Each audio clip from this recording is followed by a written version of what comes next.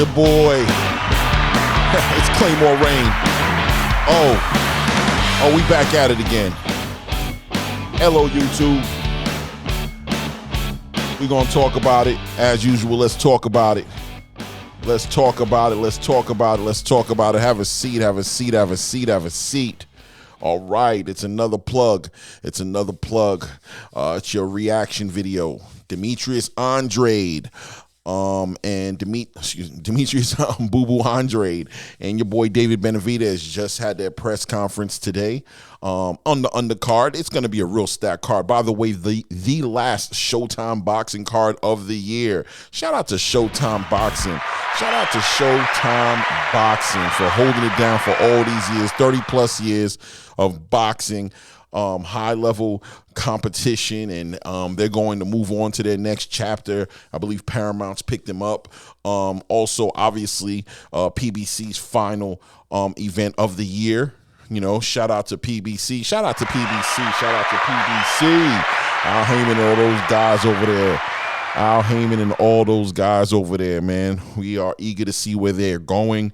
There's been stories of Amazon, stories of Netflix, all over the place about what they might be doing. We are anticipating and waiting patiently for you guys to find a home. But on that note, this being the last card of the year, November 25th, Thanksgiving weekend. By the way, happy Thanksgiving in advance to everybody watching this. Hope you guys are eating all the mac and cheese, all the collard greens, all the cornbread, all the turkey wings, all of the stuff that you love to eat. You know, have a good time. Don't overindulge, but by all means, enjoy yourselves, enjoy your families. Just had the final press conference here. Stack card. We'll just talk about the co-headliner and the headliner because there's so much going on under it. I'll be honest with you. I think I'm going to put a video out for the actual undercard for this one because it's really a stacked card. Guys got to catch this one. You want to catch this one. I really believe from the bottom of my heart, I genuinely believe that this is going to be the most exciting card of the year and the most exciting fights of the year. So on the undercard, on the co-headliner, under the headliner, we've got Jose Benavidez, and we are bringing back our boy JEMALL CHARLO. Shout out JEMALL CHARLO. He is back after 2.5 years of hiatus, dealing with his mental health issues and his family issues. He's got it all ironed out, people, and he's ready to come up and showcase his talents, in rare form, back like he never left. This will be happening at 163 pounds. So not at the 160-pound weight limit that CHARLO does hold a unified championship belt at, but at 163. People are all over the place as to why. Some people want to point directions at the fact that maybe he's not being disciplined or maybe he's scared of defending his titles. I don't think it's either one of those things. I bet you it's more in the line of either him coming back into professional boxing and not just, cutting straight down to 160, doing a gradual thing. Or it's probably, there's a lot of, he's been talking about fighting David Benavidez at 168 pounds. So this might be him just transitioning and gaining the weight in a healthy way. Either way, I'm looking for this fight to be competitive. Jose Benavidez has got red in his eyes. He wants to make a statement. And there's not a lot, there's no love lost here in this fight, people.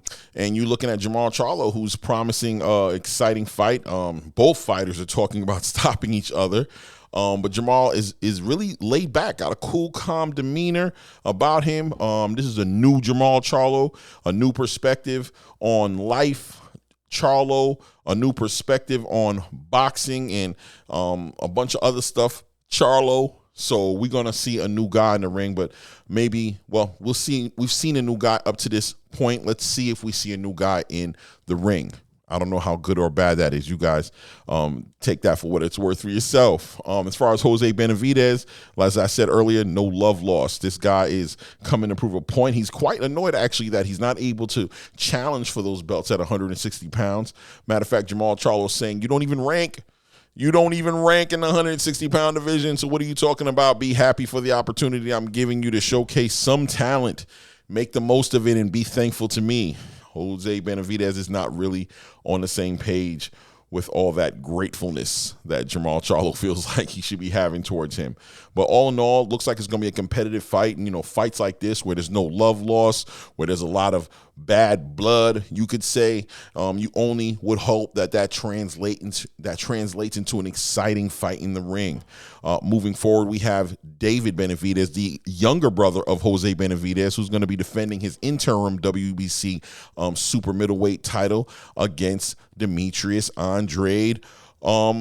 Demetrius Boo Boo Andrade, right? What can we say? Demetrius is a character, to say the least. He's a character, to say the least. It's amazing how awkward and competitive this guy is and how dangerous he really is. If you watch this press conference, you might not even grasp how dangerous he really is. But he does have a unique perspective on life and a perspective on boxing. And it's an acquired taste. It's an acquired taste. I think it could throw an opponent off if he focuses too much into that energy. But who is Demetrius Andrade? Well, this is an awkward southpaw fighter. 30, what, I'm not even up on my information. I'm going off my head right now, but 30 plus fights right now, undefeated fighter. And fighting against another undefeated fighter. Both have knockout power. One is more of a disciplined fighter. When you look at David Benavidez, you are looking at a way more disciplined fighter, high volume puncher, and a puncher for real, will stop you. And he has a cardio and endurance, unmatched by most of his opponents, who can't really usually end up drowning in that high volume punching and high pressure style of fighting that he brings to the table. We'll see how that pans out for Demetrius, because Demetrius comes with he's more of a counter puncher, but this is only his second fight as well at 168 pounds and coming into, mid-30s at this point, kind of late in his career to get this opportunity, but an opportunity he's been waiting on for a long time. A lot of people feel like he was getting ducked for a long time in this game. So he's getting an opportunity right now, and this fight has big implications, because the winner of this fight would be the rightful challenger for Canelo Alvarez to defeat his undisputed title he holds at 168 pounds. So everybody's looking to see what's going on. Both these guys have their whole careers depending on this to a degree, especially Demetrius. This is probably his last opportunity and his last chance to actually do something with his career that he's, a lot of people say he's been blackballed, ducked, whatever you want to call it. He gets this opportunity. If he wins this, in my opinion, this says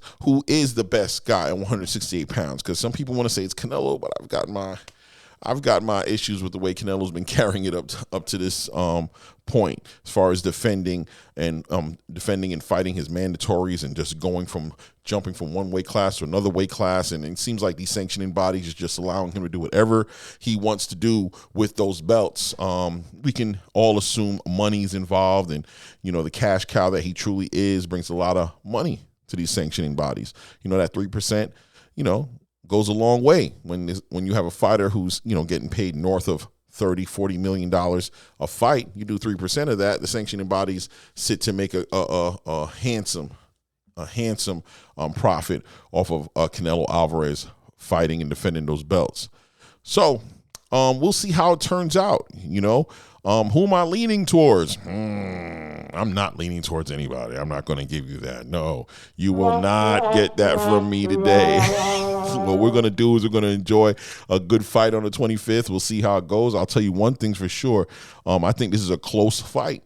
I think these fights are close fights, especially the David Benavidez and Demetrius fight. It's going to be a close fight, in my opinion. I think Demetrius is a very competitive, ready to go game opponent.